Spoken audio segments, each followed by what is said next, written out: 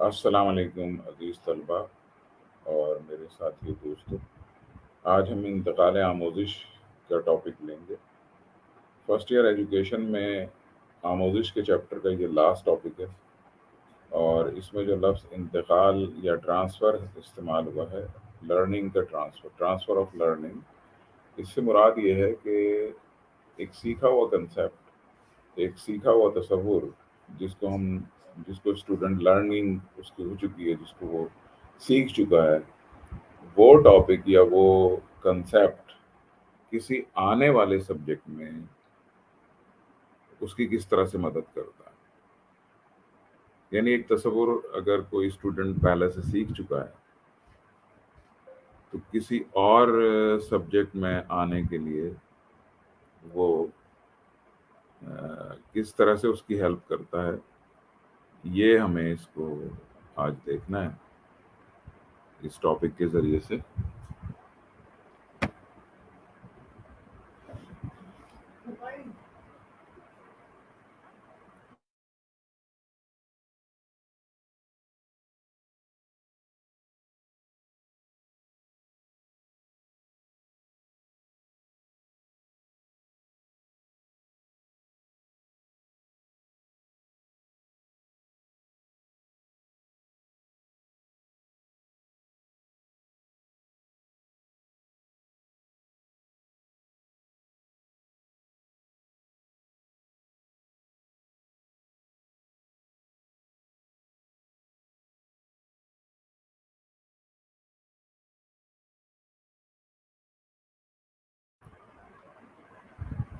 Excuse me, مجھے battery لو ہو گئی تھی تو چارجنگ لگانا پڑا. بہرحال میں یہ بتا رہا تھا کہ آموزش کا انتقال یا ٹرانسفر آف لرننگ سے مراد یہ ہے کہ کسی سیکھے ہوئے تصور کو آنے والے کسی اور مضمون میں اس کو سیکھنے کے لیے کیا مدد اس سے فراہم ہوتی ہے. اس سلسلے میں اسکینر کے ہم تصور کو لیتے ہیں جو آپ کی اس فرسٹ ایئر ایجوکیشن کی ٹیکسٹ بک میں ہے. اسکینر ایک سائیکالوجسٹ ہے اور بیہیورسٹ ہے. وہ کہتا ہے کہ اس سے سوال یہ پیدا ہوتا ہے کہ ٹرانسفر آف آموزش، ٹرانسفر آف لرننگ میں دوسرے مواد کی آموزش پر کس طرح سے اثر انداز ہوتی ہے. مثال کے طور پر ہم ریاضی پڑھ چکے ہیں، تو کیا یہ فزکس اور کیمسٹری میں ریاضی کے عوامل، ریاضی کے تصورات، ریاضی کے آپریشنز جو ہم نے سیکھے تھے وہ کس طرح سے ہیلپ آؤٹ کریں گے؟ کیا ہمیں ان مضامین کے پڑھنے میں میتھمیٹکس سے مدد ملے گی فزکس اور کیمسٹری کو پڑھنے میں؟ کیا دوسرا سوال یہ ہے کہ کیا ہمیں مضامین پڑھنے میں مشکل پیش آئے گی ریاضی کی موجودگی میں، میتھمیٹکس کی موجودگی کو سیکھ کر، یا پھر ہمیں اس سے کوئی فرق نہیں پڑے گا؟ آموزش کے سلسلے میں یہ بات بالکل واضح ہے کہ ہم جو کچھ سیکھ لیتے ہیں وہ معلومات کی شکل میں ہوتا ہے یا مہارتوں کی شکل میں ہوتا ہے. اس کے اثرات دوسری چیزوں کے سیکھنے پر بھی پڑتے ہیں. معلومات اور مہارتوں کی ایک صورتحال سے دوسری صورتحال تک منتقلی کے اسی عمل کو انتقال آموزش کہا جاتا ہے. انتقال آموزش کا عمل جو ہے، اس میں اس کے تین مدارج ہیں، تین درجات ہیں جو ابھی میں آپ کی اسکرین پہ آپ کو شو کرتا ہوں. اس میں سب سے پہلے اس کے عوامل ہیں. عوامل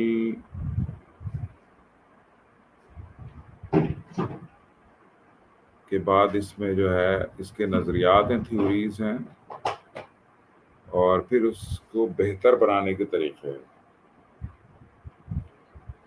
سب سے پہلے جو اس کے اندر عوامل ہیں وہ وہی سارے عوامل ہیں جو کہ لرننگ میں ہوتے ہیں، اور انتقال آموزش کا باعث بھی وہی سب بنتے ہیں.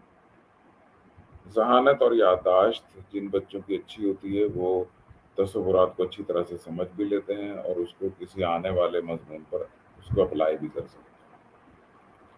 لیکن یہ بات ساتھ میں یاد رکھیے کہ اس کو ٹیچرز کو بھی کرنا ضروری ہے. یعنی ٹیچرز کو اپنے لیسن کی تیاری، اس کی ڈیلیوری اس طرح سے کرنی ہے کہ اسٹوڈنٹ جو ہے وہ سیکھے ہوئے کسی بھی تصور کو آگے آنے والے وقت میں اپلائی کرنا سیکھ جائے. یہ اس میں بلومس ٹیکسانومی کا شعبہ ہے اپلیکیشن. یہ ہم آنے والے کسی اور وقت میں جب بلومس کی ٹیکسانومی ڈسکس ہوگی اس میں آپ کو تفصیل سے بتاؤں گا. مثبت رویہ دوسرے نمبر پہ ہے عوامل میں، کہ طلبہ کا مثبت رویہ اگر ہوگا سیکھی ہوئی چیزوں کے بارے میں، سیکھنے کے بارے میں، تو وہ اسے دوبارہ اپلائی کر سکیں گے. اس کے بعد مناسب تحریک یعنی موٹیویشن بہت سپورٹیو ہونی چاہیے. اس کی مشق اور مہارت اچھی طرح سے کی گئی ہو، مناسب توجہ دی گئی ہو اس تمام لرننگ پروسیجر پہ جو وہ کر رہا ہے، تبھی وہ انتقال آموزش کا عمل ہو پائے گا. اس کی تھیوریز میں دیکھیے گا کہ ذہنی قوتوں کا نظریہ ہے. سب سے پہلے برین کی جو پاورز ہیں، مینٹل پاورز، اس کی تھیوری ہے کہ جس طرح کے ذہن میں مختلف قسم کے پاورز پائے جاتے ہیں، جس میں کہ حافظہ ہے، اس کی فراموشی ہے، اور ادراک ہے یعنی کہ فہم حاصل ہونا، اور تصورات قائم کرنا اور دلیل دینا، یہ تمام ذہنی صلاحیتیں ہیں، ذہنی طاقتیں. ان قوتوں کو استعمال کر کے ہی اسٹوڈنٹس اپنی سیکھی ہوئی چیزوں کو آنے والے کسی بھی مضمون کے ساتھ اس کے اوپر اس کا انطباق کر سکتے ہیں. دوسری تھیوری ہے مشترکہ عناصر کی تھیوری. کامن ایلیمنٹس اگر سبجیکٹس میں آ رہے ہیں، ایڈیشن کا عمل یا الجبرائک پروسیجر میتھمیٹکس میں سیکھ لیا ہے، تو جب بھی وہ فزکس میں آئے گا یا وہ کیمسٹری میں آئے گا. یونیٹری میتھڈ سے عام طور پہ کیمسٹری کے بہت سارے حسابی سوالات تناسب کے فیصد کے طریقے سے حل کیے جاتے ہیں. تو یہ سب چیزیں میتھمیٹکس میں بچہ سیکھ رہا ہوتا ہے. 5 کلاس سے اس کے پریکٹس میں، اس کے سیکھنے کے عمل میں یہ شامل ہوتا ہے. تیسرا نظریہ ہے عمومیت کا، یعنی کہ عام طور پہ جتنے بھی منصوبے تیار ہوں گے ان میں عمومیت کا قائم رکھنا اور انہیں ایک دوسرے کے ساتھ انٹیگریٹ کر کے لے کر جانا، یہ بہت مفید ثابت ہوتا ہے بچوں کی سیکھنے کے عمل کے لیے. اس کے بانی جو ہیں وہ چارلس جوڈ ہیں، جنہوں نے یہ تھیوری پیش کی. چوتھی تھیوری ہے تصورات یا معیار کا.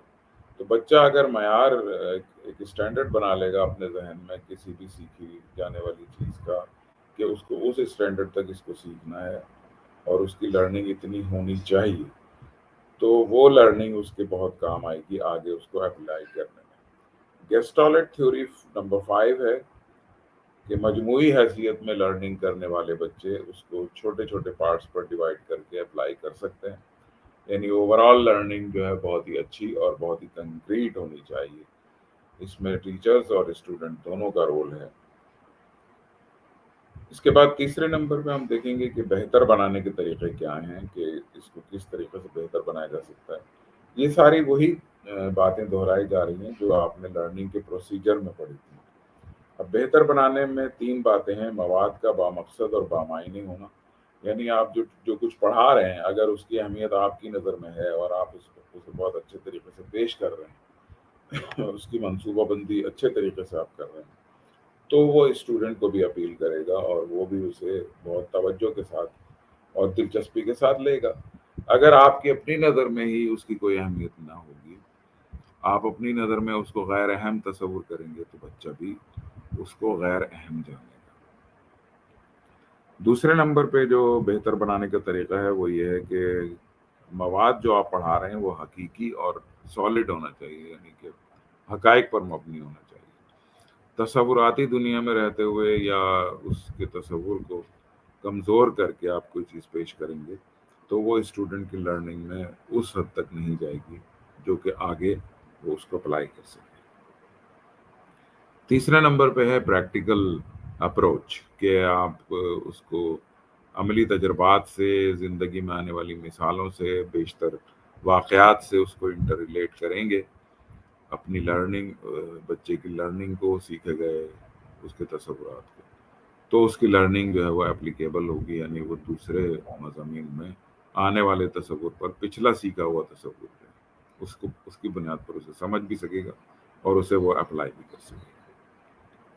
تو اسٹوڈنٹس، یہ آج ہم نے لاسٹ ٹاپک اس کا کور کر لیا ہے، اور ان شاء اللہ تعالیٰ اب ہم اس کا نیکسٹ چیپٹر اسٹارٹ کریں گے. تو لرننگ کا چیپٹر اختتام کو پہنچا.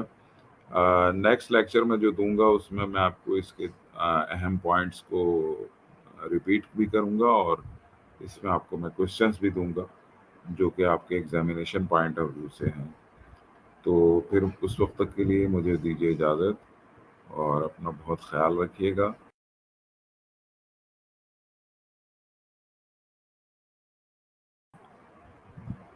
تو اب ہم اس کو مزید جاری رکھیں گے، اور امید ہے کہ آپ اس سے استفادہ کرتے ہوئے چل رہے ہیں، تو آپ کی لرننگ میں، آپ کے اس کے سیکھنے کے عمل میں بہت مددگار ثابت ہوگا.